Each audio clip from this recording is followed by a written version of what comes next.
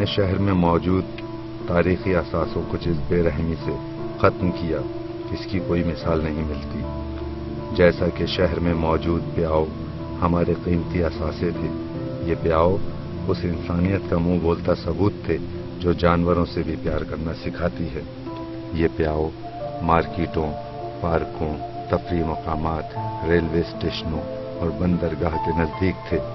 یہ پیاؤ تعمیر کے خوبصورت نمونے تھے، جیسا کہ کسٹم ہاؤس کے قریب اور نیٹی جیٹی فلائی اوور کے قریب کے پیاؤ اطالوی انداز تعمیر سے مماثلت رکھتے تھے، اور اگر یہ پیاؤ روم یا فلورنس میں ہوتے تو نامانوس معلوم نہ ہوتے. چند ایک میں جیسے نانک واڑہ کا پیاؤ یورپی اور ہندوستانی عناصر کا امتزاج تھا. کراچی کے پیاؤ شہر کی تاریخ، اس کے آبا اور اس کے اداروں کا ریکارڈ بھی ہیں. سول اسپتال کے نزدیک مشن روڈ پر واقع پیاؤ 1927 میں شہر کے سرویئر ڈیا رام چیلا رام میر چندانی کی یاد میں ان کی بیوی نے تعمیر کرایا تھا. اسی طرح بہرا پیر کا پیاؤ 1934 میں بہادر نصروانجی کمپنی کے ملازمین کی طرف سے تعمیر کرایا گیا تھا.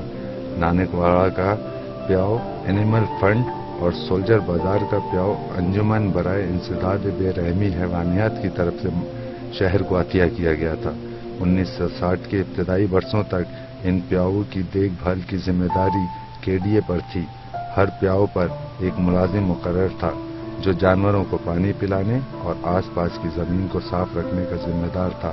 اب دیکھ بھال کا یہ سلسلہ ختم ہو چکا ہے. دیکھو یہ واڑہ جو ہے نا، یہ حیوان انسان کے لیے غیر مذہب فارسیوں نے بنایا، اور مسلمانوں کی حکومت آ گئی، وہ لوگوں نے یہ واڑے ہی بند کر دیا. انسان تو منہ سے بول کے کوئی چیز دے لیتا ہے، لیکن جانور کو جب پیاس لگتی ہے تو کہاں جاتے ہیں؟ ان کے یہ سبیل بنی ہوئی تھی اور اس سے یہ جانور پانی وغیرہ پیتے تھے. جیسے جیسے حالات آگے بڑھتے گئے یہ وادیاں ویران ہو گئی ہے اور یہاں پہ پانی کی کوئی چیز نہیں ہے.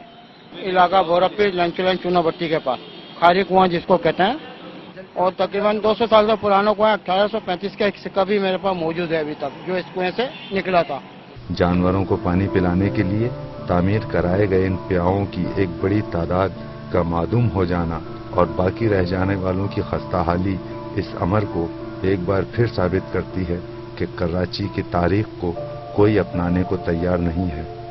یہ ایک یتیم ماضی کا شہر ہے جس کا انتظام سنبھالنے والوں نے نہ صرف اس سے نظر انداز کیا بلکہ اپنی بے حسی اور بے بصیرتی کی وجہ سے ان کو غارت کرنے کی اجازت دی تھی، اور بہت سے پیاؤں کو ختم کر کے ان کی جگہ عوامی بیت الخلاء تعمیر کروا دیے گئے، اور بہت سے چوراہوں پر بجائے پیاؤں کے مختلف کمپنیوں کی پبلسٹی کے لیے بورڈ لگوا دیے ہیں، اور کچھ چوراہوں کو بیٹھک بنا لیا ہے، جو کہ اس شہر سے وابستہ ہر شخص کے واسطے تکلیف دہ عمل ہے.